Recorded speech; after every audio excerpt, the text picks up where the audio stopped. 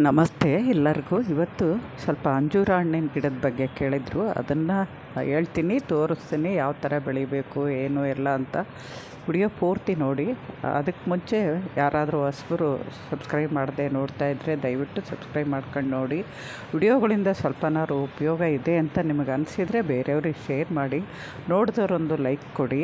ಹಾಗೆ ವಿಡಿಯೋ ಹೆಂಗಿದೆ ಅಂತ ಕಮೆಂಟ್ ಮಾಡಿ. ಇವಾಗ ನಾನು ಸ್ಟಾರ್ಟಿಂಗಿಂದ ಇವಾಗ ಇಲ್ಲಿ ಕೆಳಗಡೆ ಮೊಗ್ಗಿರೋವೆಲ್ಲ ಕೆಳಗಡೆ ತಂದಿಟ್ಟಿದ್ನಲ್ಲ ದಾಸವಾಳ ನೋಡಿ, ಹೂವು ಅರಳ್ತಾ ಇದ್ದಾವೆ. ಏಕೆಂದರೆ ಮೇಲಿದ್ದಿದ್ರೆ ಇವು ಇರ್ತಿರ್ಲಿಲ್ಲ. ಕೆಳಗಡೆ ತಂದಿರೋದಕ್ಕೆ ಅವು ನಮ್ಗೆ ಉಳ್ದಂಗೆ ಆಯಿತು. ಇವತ್ತು 2 ಡಬಲ್ ಪೆಟಲ್ಲು, ಆಮೇಲೆ ಇದೊಂದು ಬಿಸ್ಕೆಟ್ ಕಲರ್ ಅರಳಿದೆ. ಆಮೇಲೆ ಹೂವು ತೋರಿಸ್ಕೊಂಡು ನಾನು ನಿಮಗೆ ವಿಡಿಯೋ ಹೇಳ್ತೀನಿ ಪೂರ್ತಿ ಅಂಜೂರ ಹಣ್ಣಿನ ಬಗ್ಗೆ. ಆಮೇಲೆ ಮೊನ್ನೆ ಚಾಕ್ ಪೀಸ್ ಇಟ್ಟಿದ್ದೆ ನೋಡಿ, 2 ದಿನಕ್ಕೆ, 2 ದಿನ ಆಗಿ 3 ದಿನ ಆಗಿದೆ ಅಷ್ಟೇ. ಆಗಲೇ ಎಲೆಗಳು ಕಲರ್ ಚೇಂಜ್ ಆಗ್ತಾಯಿದೆ. ಇದನ್ನು ಗಮನಿಸ್ಬೋದು ನೀವು. ಚಾಕ್ ಪೀಸ್ ಇಟ್ಟಿರೋ ವಿಡಿಯೋ ನೋಡಿದ್ರೆ ಗೊತ್ತಾಗುತ್ತೆ ನಿಮಗೆ. ಇದು ಮಾತ್ರ ಸ್ವಲ್ಪ ಜಾಸ್ತಿನೇ ಆಗಿತ್ತಲ್ವ, ಅದಕ್ಕೆ ಇದು ನಿಧಾನವಾಗಿ ಆಗ್ತದೆ. ಕೆಳಗಡೆಯಿಂದ ಸ್ಟಾರ್ಟ್ ಆಗುತ್ತೆ, ಯಾಕೆಂದರೆ ಮಣ್ಣಲ್ಲಿ ಕಬ್ಬಿಣಾಂಶ ಸೇರಿದಂಗೆಲ್ಲ ಎಲೆಗಳು ಕಲರ್ ಚೇಂಜ್ ಆಗುತ್ತೆ, ಬೇರಿಂದ ಚೇಂಜ್ ಆಗುತ್ತೆ.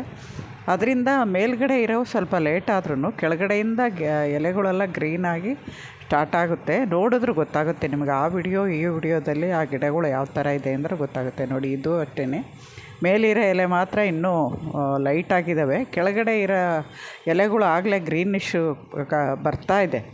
ಈ ಥರ ನೀವು ಸುಲಭವಾಗಿ ಅದನ್ನು ಮಾಡ್ಕೋಬೋದು. ನನಗೆ ತಿಳಿದಿರೋವಲ್ಲ ನಾನು ವಿಡಿಯೋದಲ್ಲಿ ಆದಷ್ಟು ತೋರಿಸ್ತೀನಿ, ಮಾಡಿ ತೋರಿಸ್ತೀನಿ, ಹೇಳ್ತೀನಿ ಬಾಯಲ್ಲಿ. ಮಧ್ಯೆ ಮಧ್ಯೆ ಯಾವುದಾದ್ರು ಟಿಪ್ಸ್ಗಳು ಹೇಳ್ತಾ ಇರ್ತೀನಿ. ದಯವಿಟ್ಟು ಪೂರ್ತಿ ವಿಡಿಯೋ ನೋಡಿ ಸಪೋರ್ಟ್ ಮಾಡಿ. ನೋಡಿ, ಇವೆಲ್ಲ ನಾನು ಮೊನ್ನೆ ಇಟ್ಟಿದ್ದು. ಇದು ಎಲ್ಲಕ್ಕೂ ಚಾಕ್ ಪೀಸ್ ಇಟ್ಟಿದ್ದೀನಿ. ಆಮೇಲೆ ಇಲ್ಲೂ ಅಷ್ಟೇ ಚಿಕ್ಕ ಚಿಕ್ಕವು ಇವು ಗ್ರೀನಾಗೇ ಇದ್ವು, ಅವಕ್ಕೆ ಇಟ್ಟಿಲ್ಲ.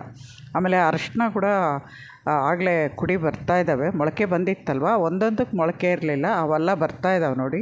ಅದು ಅಲ್ಲದೆ ಮಣ್ಣು ಮೇಲೆ ಕೆಳಗೆ ಮಾಡಿರ್ತೀವಲ್ಲ, ಅದರಲ್ಲಿ ಸೊಪ್ಪಿನ ಬೀಜ ಇರ್ತವೆ ಅನಿಸುತ್ತೆ. ಕೆಳಗಡೆ ಹೋಗ್ಬಿಟ್ಟಿರುತ್ತೆ ಸೊಪ್ಪಿನ ಬೀಜ. ನಾವು ಮಣ್ಣು ಕೆಳಗೆ ಮೇಲೆ ಮಾಡಿದಾಗ ನೋಡಿ, ಅದರಲ್ಲಿ ದಂಟಿನ ಸೊಪ್ಪು ಇದೆ, ಸಬ್ಬಾಕ್ಷಿ ಸೊಪ್ಪು ಇದೆ. ಸರಿ, ಇನ್ನು ಅರಶಿನ ಬೆಳೆಯೋಷ್ಟೊತ್ತಿ ಲೇಟ್ ಆಗುತ್ತೆ. ಅಷ್ಟೊತ್ತಿ ನಮಗೆ ಹಾಕ್ದೇ ಸೊಪ್ಪು ಕೂಡ ಬರುತ್ತೆ.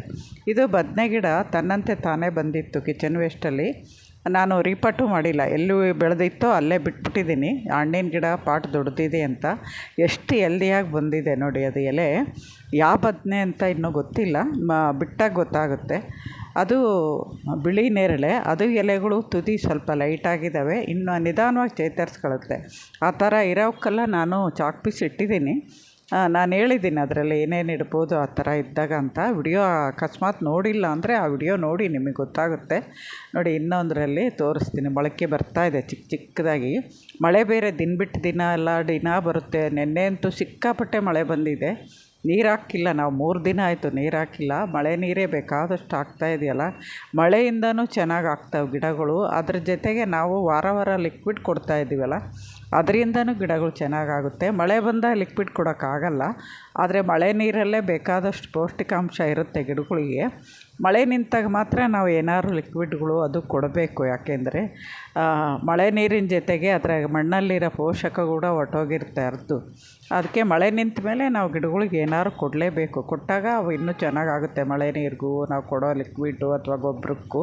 ಇವಾಗ ಮೇಲೆ ಬಂದಿದ್ದೀನಿ, ಮೇಲೆ ಏನಾದ್ರು ಹೂವು ಇದೆಯಾ ಅಂತ. ಒಂದೇ ಒಂದು ದೊಡ್ಡದು ಟಬ್ಬಲ್ಲಿ ಇತ್ತಲ್ಲ, ಅದ್ರಿಗೂ ಇದು ಕಸಿ ಮಾಡಿ ಇಟ್ಟಿರೋ ಗಿಡ ಚೆನ್ನಾಗಿ ಬಂದಿದೆ. ಅದು ಒಂದೇ ಒಂದು ಮೊಗ್ಗು ಬಿಟ್ಟಿದೆ, ಹೈಟ್ ಇದೆ ಅದು ಗಿಡ. ಸ್ವಲ್ಪ ಪ್ರೂನ್ ಮಾಡ್ಕೋಬೇಕು ಮಳೆಗಾಲದಲ್ಲಿ. ಇನ್ನೊಂದು ಸ್ವಲ್ಪ ಮಳೆ ಬರ್ತಾ ಇದೆಯಲ್ಲ, ಅಲ್ಲೇನು ಮೊಗ್ಗಿಲ್ಲ ಅಂದರೆ ಬೇಕಾದ್ರೆ ಸ್ವಲ್ಪ ಪ್ರೂನ್ ಮಾಡಿದರೆ ಬುಷ್ಯಾಗಿ ಬೆಳೆಯುತ್ತೆ. ಇದು ಒಂದೇ ಸ್ಟೆಮ್ ಆ ಥರ ಇದೆ. ಇಲ್ಲಿ ಬಕೀಟಲ್ಲಿ ಟೊಮೊಟೊ ಗಿಡ ಇತ್ತಲ್ವ, ಅದು ಒಣಗಿದೆ. ಅದನ್ನು ತೆಗೆದುಬಿಟ್ಟು ಅದರಲ್ಲಿ ಯಾವುದಾದ್ರು ಒಂದು ಗಿಡ ಇಡಬೇಕು. ಇವತ್ತು ಇಡ್ತೀನಿ ಅದರಲ್ಲಿ.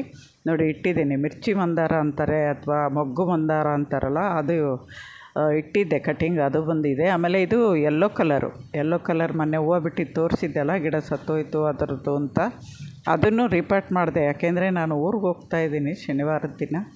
ನಾನು ಬರೋಷ್ಟೊತ್ತಿಗೆ ಅದನ್ನು ತಗಲಿಸಿ ಅಥವಾ ಏನಾರು ಮಾಡಿದರೆ ಅಂತ. ಇದು ಮೈಸೂರಿಂದ ತಂದು ಕಟಿಂಗು 4 ಇಟ್ಟಿದ್ದೆ, ಅದರಲ್ಲಿ 1 ಹೋಯ್ತು. ಇನ್ನೂ ಒಂದನ್ನು ಸುಮಾರಾಗಿದೆ ಈ ಕಡೆದು. ಆ ಕಡೆ 2 ಮಾತ್ರ ಹೆಲ್ದಿಯಾಗಿದೆ. ಬರ್ರಿ, ಇವಾಗ ನಾನು ಅಂಜೂರ ಹಣ್ಣಿನ ಗಿಡದ ಬಗ್ಗೆ ತೋರಿಸ್ತಾ ಇದ್ದೀನಿ.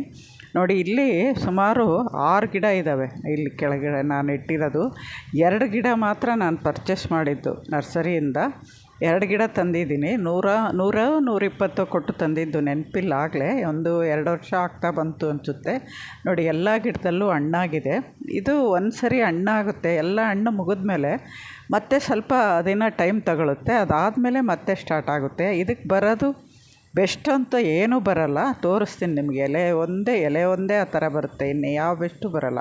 ನೋಡಿ ಇದು ಹೊಸ ರೆಂಬೆ ಬಂದಿರೋದು ಕೆಳಗಡೆಯಿಂದ. ಅದಕ್ಕೆ ಒಂದೊಂದು ಎಲೆಗೂ ಒಂದೊಂದು ಹಣ್ಣು ಬಂದಿದ್ದಾವೆ. ಇದು ಜಾಸ್ತಿ ಎಲೆಗಳಿರಲ್ಲ, ಎಲೆಗಳ ಜೊತೆಗೆ ಹಣ್ಣು ಬರುತ್ತೆ, ಜಾಸ್ತಿ ಎಲೆನೂ ಇರಲ್ಲ. ಆವಾಗವಾಗ ದೊಡ್ಡದಾಗಿರುತ್ತೆ ಎಲೆ. ಇದು ಇಲ್ಲಿಗೆ ಕಟ್ ಮಾಡ್ತೀನಿ ನಾನು. ಕಟ್ ಮಾಡಿಬಿಟ್ಟು ನಿಮಗೆ ಯಾವ ಥರ ನೆಡಬೇಕು ಅಂತೆಲ್ಲ ತೋರಿಸ್ತೀನಿ. ಅದೊಂದು ಗಿಡದಲ್ಲಿ ಆ ಥರ ಲಾಸ್ಟಲ್ಲಿ ಉದ್ದ ಏನೂ ಎಲೆ ಇಲ್ಲ, ಹೂವು ಇಲ್ಲ, ಅದನ್ನು ಕಟ್ ಮಾಡಿ ಇಡ್ಬೋದು. ಇವಾಗ ಇದನ್ನು ಕಟಿಂಗಿಂದ ಬೆಳೆಸಿದ್ದು ನಾನು. ಹಣ್ಣು ಬಿಡ್ತಾ ಇದೆ ನೋಡಿ, ಚಿಕ್ಕ ಗಿಡ. ಇದನ್ನು ನಾನು 10 ಲೀಟ್ರ್ ಬಕೆಟಲ್ಲಿ ಇಟ್ಟಿದ್ದೀನಿ. ನೀವು 10 ಲೀಟ್ರ್ ಬಕೆಟ್ ಇಟ್ಟರೆ ಚಿಕ್ಕದೇ ಆಗುತ್ತೆ ಅಂಜೂರ ಹಣ್ಣು. ಯಾಕೆಂದರೆ ಚಿಕ್ಕದಿದ್ದಾಗ ಅಷ್ಟಕ್ಕೆ ಇಟ್ಕೋಬೋದು. ಇನ್ನು 1 ವರ್ಷ 1.5 ವರ್ಷ ಆದಮೇಲೆ ನಾವು ದೊಡ್ಡ ಪಾಟಿಗೆ ರೀಪಾಟ್ ಮಾಡಬೇಕಾಗುತ್ತೆ. 20 ಲೀಟ್ರ್ ಬಕೆಟ್ ಆದರೆ ಅದರಲ್ಲೇ ಬೆಳೆಯುತ್ತೆ ಚೆನ್ನಾಗಿ. ಅಥವಾ 20 ಲೀಟ್ರು ವಾಟ್ರ್ ಬಾಟ್ಲ್ ಇರುತ್ತಲ್ಲ, ಅದರಲ್ಲೂ ಸುಲಭವಾಗಿ ಬೆಳೆಸ್ಕೋಬೋದು ಅಂಜೂರ ಹಣ್ಣು.